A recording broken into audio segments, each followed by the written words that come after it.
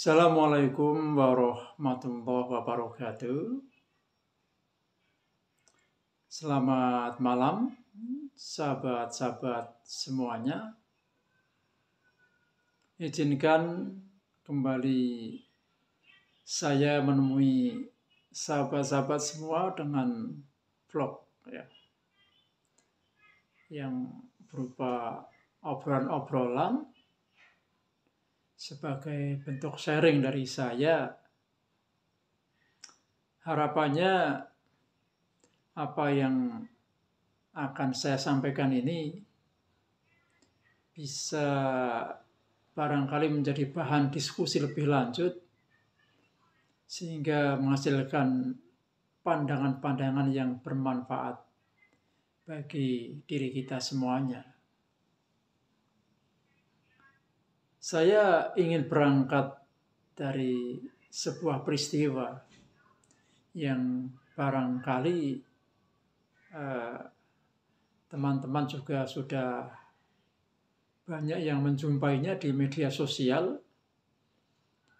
yaitu tentang seseorang yang ketika dia menjumpai sekelompok remaja yang sedang latihan rebana di sebuah masjid, maka orang itu dengan serta-merta berusaha untuk menghentikannya, melarang sekelompok remaja yang latihan rebana itu. Mengapa itu dia lakukan? Dari video yang beredar itu kita bisa menyimpulkan bahwa mengapa orang itu melakukan pelarangan terhadap sekelompok remaja yang sedang bermain rebana di masjid. Tiada lain karena orang itu meyakini bahwa bermain rebana atau secara umum adalah bermain alat musik di dalam masjid merupakan hal yang haram atau terlarang oleh agama. Maka ketika dia mempunyai keyakinan yang semacam itu, tentu saja ketika melihat sekelompok remaja yang sedang bermain rebana dalam masjid itu, dia seolah-olah melihat sebuah hal yang mungkar, sesuatu yang harus dia hentikan. Sesuatu yang harus dihentikan sebagai bentuk amar ma'ruf nahi mungkar. Inilah yang terjadi. Nah, sayangnya dalam dia berusaha untuk melakukan amar ma'ruf nahi mungkar sesuai dengan keyakinan yang dia pegang itu, dia melakukannya dengan cara-cara yang tidak tepat. Sehingga sesuatu yang barangkali tujuannya sebenarnya adalah baik, sesuai dengan keyakinannya itu baik, tetapi karena dilakukan dengan cara-cara yang tidak baik, yaitu lebih bernuansa pemaksaan, arogansi bahkan, maka apa yang dilakukan adalah menjadi sesuatu yang tidak baik, yang menimbulkan konflik, pertentangan. Karena tentu saja cara-caranya yang lebih bernuansa emosional itu akhirnya direspon secara emosional pula oleh remaja yang sedang latihan rebana tersebut.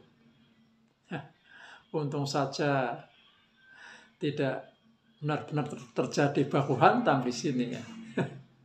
Sesuatu yang sudah sangat genting nampaknya, sangat kritis, tapi untung saja, sekali lagi saya katakan untung saja tidak sampai benar-benar terjadi baku hantam hanya gara-gara masalah bermain rebana di dalam masjid.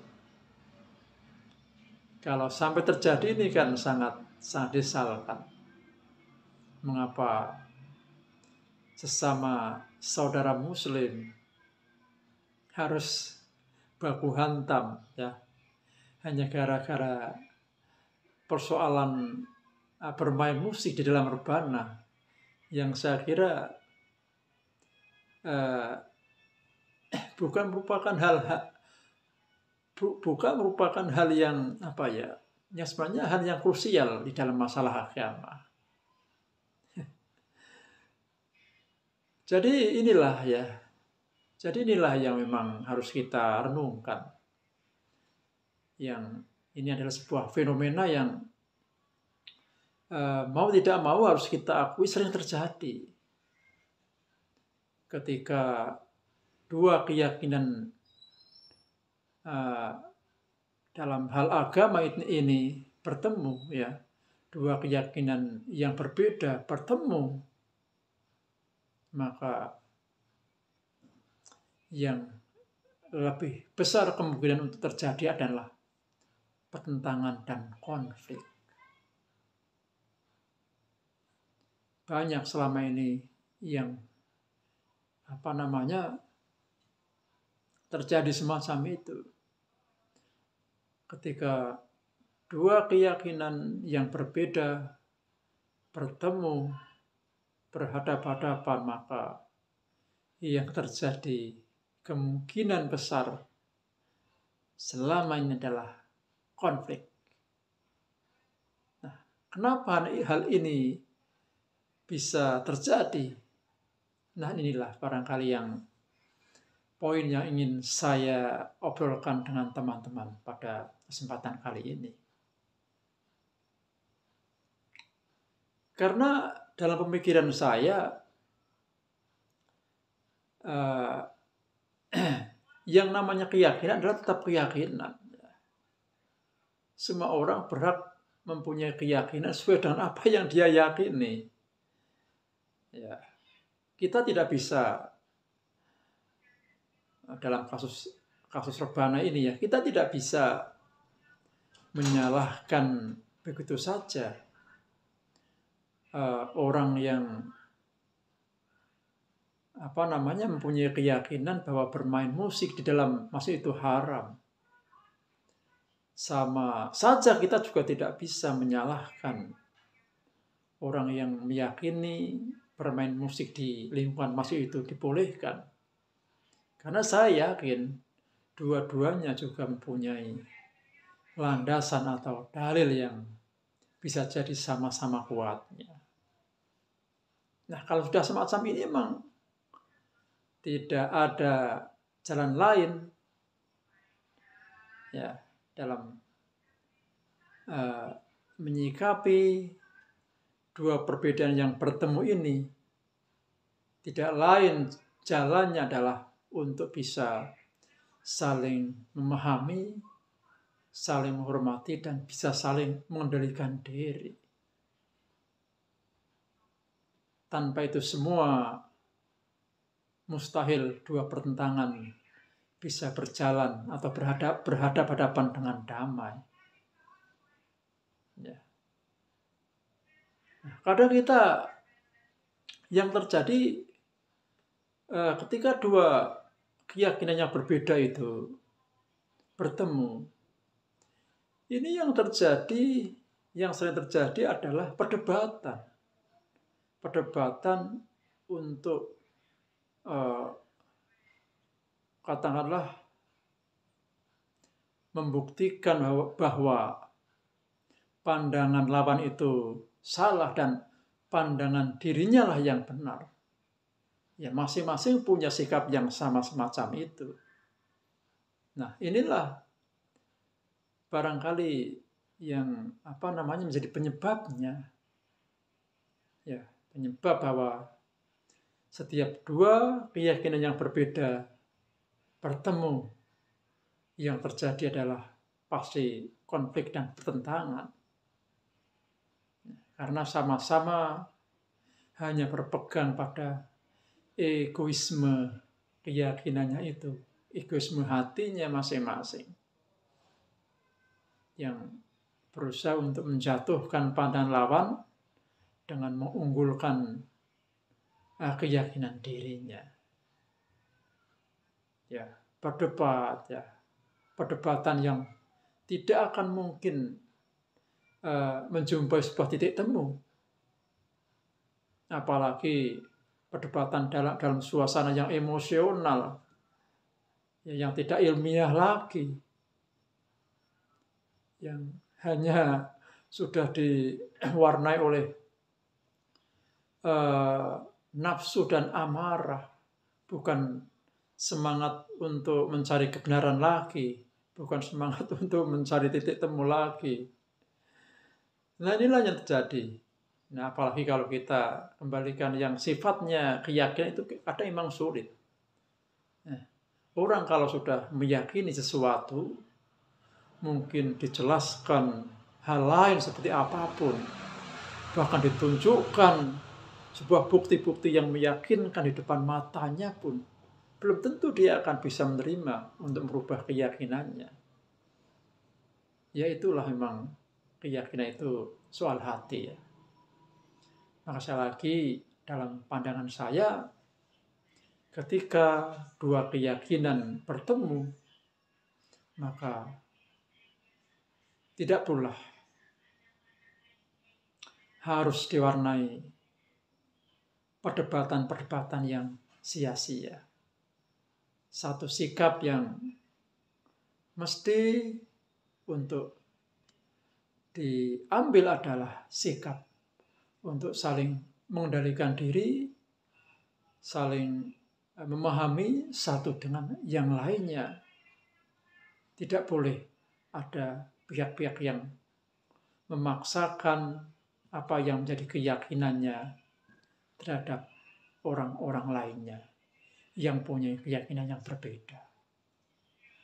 Itulah teman-teman semuanya. Teman-teman semuanya, di sini saya ingin melanjutkan obrolan kita tentang sebuah analisa saja. Kenapa sih orang memang rata-rata cenderung untuk ketika sudah memegangi sebuah keyakinan yang terkait dengan hukum agama, hukum agama. Ini biasanya memang bersifat tertutup,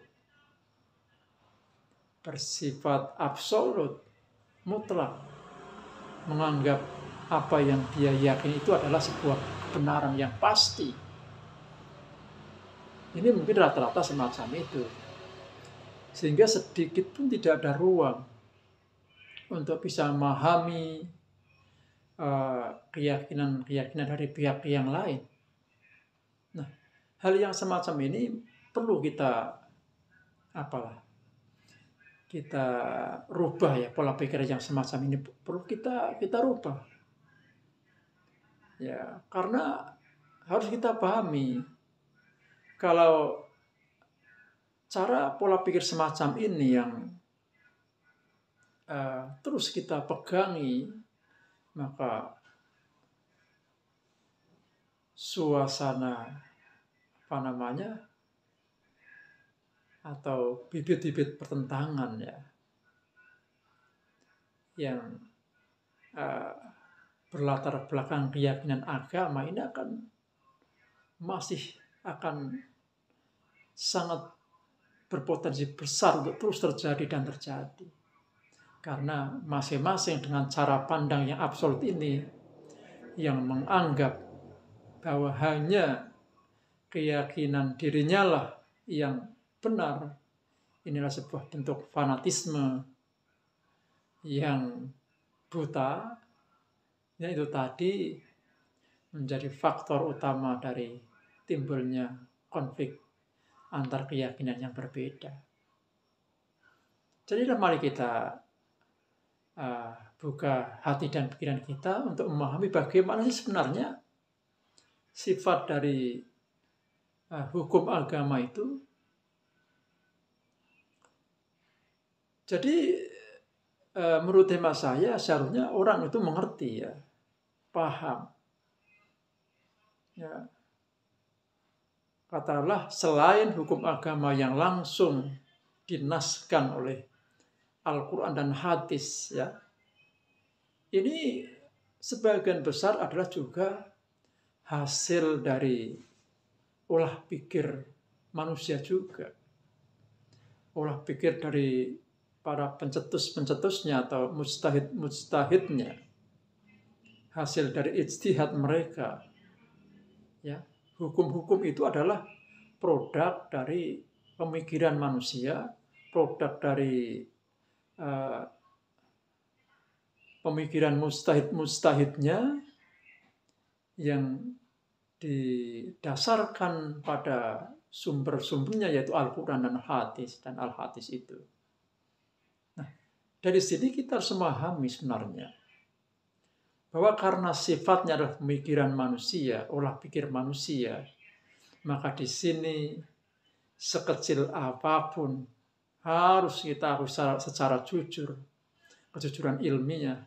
Di sana pasti ada sedikit banyaknya unsur-unsur hal yang salah.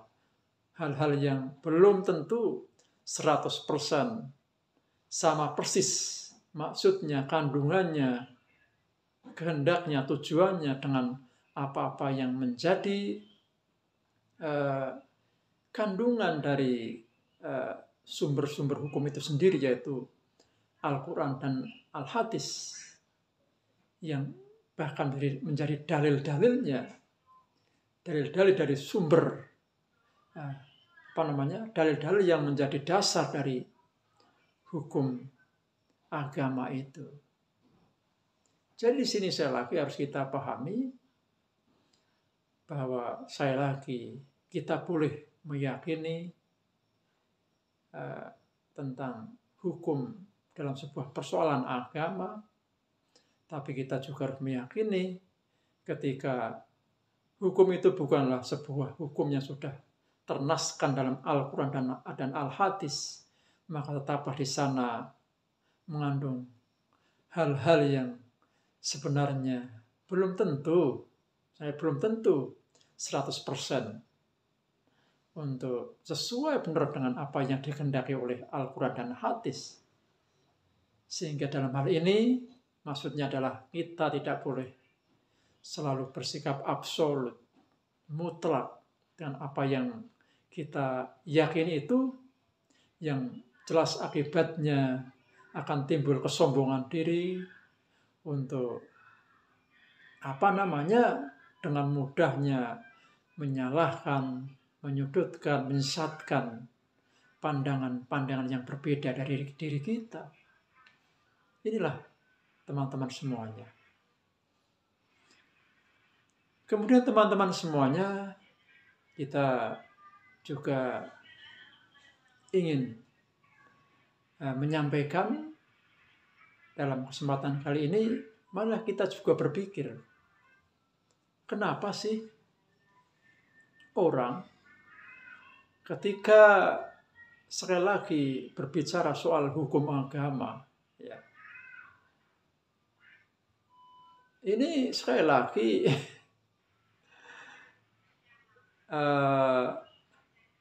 sangat berpotensi itu tadi. Rasa absolutnya itu selalu timbul ya. Sehingga saya lagi kalau berhadapan dengan orang yang berbeda pendapat dalam suatu permasalahan agama ya, hukum agama. Ya. Ini sangat berpotensi untuk menimbulkan pertentangan tadi. Ya. Jadi di sini alasan yang kedua menurut saya dalam pengamatan saya, ini juga berangkat dari kita dalam memahami agama itu sendiri, di mana dalam pengamatan saya kebanyakan orang ketika bicara soal agama ya, ini 80%, bahkan 90%, bahkan mungkin ada yang 100%, seolah-olah hanya bicara soal hukum agama. Hanya soal halal dan haram, hanya soal surga neraka, soal dosa dan pahala, sehingga ujung-ujungnya berbicara soal mukmin dan kafir. Inilah lagi rata-rata orang kalau bicara soal agama adalah berbicara hukum agama. Padahal perlu harus diketahui, hukum agama hanyalah salah satu aspek saja dari agama. Masih ada aspek lain yang harus kita perhatikan dalam pengamalan agama ini. Dalam beragama, dalam mengamalkan ajaran agama, kita tidak boleh hanya melihat satu aspek saja, yaitu aspek hukumnya saja. Tapi banyak aspek lain yang harus kita lengkapi untuk bisa saling mendukung. Di antaranya adalah yang sangat urgent dan sangat penting adalah masalah aspek akhlaknya. Inilah yang kadang kurang kita perhatikan. Ya, orang di sini sering kita mendengar ketika bicara tentang Islam kafah, Islam yang sempurna ya. Itu banyak yang beranggapan bahwa Islam kafah itu adalah sebuah pengamalan agama Islam dengan seketat-ketatnya, sesempurna-sempurnanya menjalankan hukum Islam. Nah, ini sebenarnya menurut hemat saya juga keliru. Karena kalau kita hanya sekali lagi mengamalkan agama hanya dari sudut pandang satu aspek saja, yaitu aspek hukumnya, dan melupakan aspek agama yang lain, ini berpotensi menjadi pengamalan agama yang tidak benar juga, yang bahkan keliru, bahkan tidak akan menyampaikan kita pada tujuan beragama itu sendiri. Nah, sebagai contoh tadi ya, kembali pada peristiwa yang sedang kita bahas ini teman-teman semuanya. Nah, ketika orang dengan serta-merta marah ya, mencegah dengan cara amarah sekelompok pemuda yang bermain rebana di sebuah masjid itu, maka dia hanya berbicara soal hukum. Ya, dia mengaplikasikan agama hanya dari sudut hukum saja. Ya, dia lupa dengan aspek akhlaknya ya. Dia hanya berpegang pada hukum, mungkin juga selain dia mandang secara keyakinannya bermain alat musik di dalam masjid itu haram, dia juga secara keyakinan merasa menegakkan kebenaran, mencegah kemungkaran adalah sebuah kewajiban. Wajib hukumnya ketika melihat orang yang berbuat mungkar, kita untuk mencegahnya. Nah, disinilah maka lagi orang itu hanya mengamalkan agama dari sisi hukumnya saja.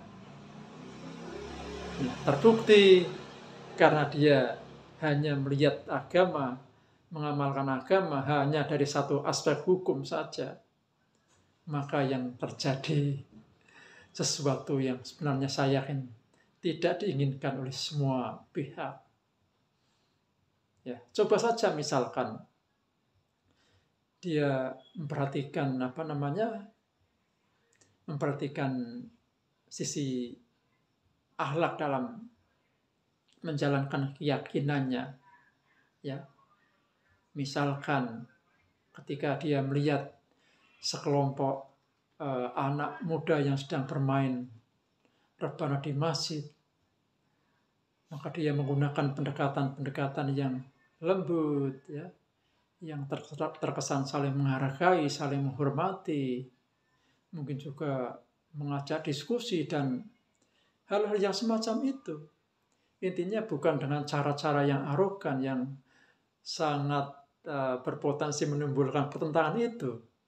Cobalah, saya kira kalau dia menggunakan akhlak dalam menjalankan keyakinan agamanya, ya, nanti pasti hasilnya berbeda. Pasti hasilnya berbeda. Ya, minimal potensi untuk terjadinya konflik. Nah, kalau tidak bisa dikatakan tidak mungkin, minimal sangat bisa diperkecil. Inilah yang perlu kita paham bersama-sama, teman-teman semuanya. Ya, sekali lagi, karena ini sering sekali terjadi. Orang beragama hanya berpegang, bersikap, dan bertindak atas nama hukum saja. Ya, melupakan aspek-aspek yang lain dari agama. Ada akhlak, ada akidah, ada hikmah, dan sebagainya. Itu dilupakan karena ingin menjalankan hukum dengan setegak-tegaknya. Nah, yang terjadi, saya kira kawan-kawan semuanya sudah terbiasa melihat akibat itu semuanya. Nah, inilah teman-teman semuanya, obrolan kita pada kesempatan kali ini. Harapannya marilah kita jadikan ini semua menjadi sebuah renungan, sebuah diskusi, katakanlah semacam itu, ya. Karena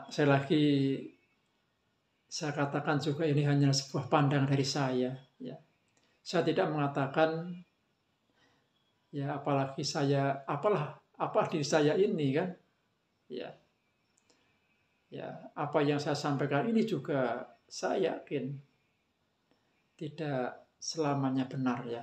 Tapi minimal inilah pandangan saya yang barangkali nanti bisa kita jadikan bahan diskusi lebih lanjut. Yang intinya bagaimana kita bersama-sama menghentikan hal-hal yang selama ini selalu menjadi penyebab timbulnya konflik antar keyakinan yang berbeda. Karena kita harus menyadari, ya, mau di bagaimanapun juga, yang namanya perbedaan itu adalah sudah menjadi fitrah bagi manusia, sudah menjadi kehendak dari Yang Maha Kuasa, ya. Tidak mungkin manusia itu bisa disamakan dalam satu pemahaman, satu keyakinan. Selama manusia masih menjalani kehidupan di dunia ini, selama itu pula berbagai perbedaan keyakinan akan terus terjadi. Maka kalau kita tidak bisa menyikapi hal ini dengan baik, ya, maka selama itu pula potensi pertentangan, konflik, ya, permusuhan, bahkan peperangan antar sama umat manusia, bahkan antar sama umat Islam sendiri, hanya gara-gara perbedaan pandangan dan keyakinan berbeda, ini akan terus berpotensi untuk terjadi. Demikian teman-teman semuanya, obrolan kita pada malam hari ini. Semoga bermanfaat, dan apabila ada hal-hal yang salah, saya tidak hanya mohon maaf, tapi mohon untuk dengan setulus-tulusnya untuk diingatkan. Demikian. Assalamualaikum warahmatullahi wabarakatuh.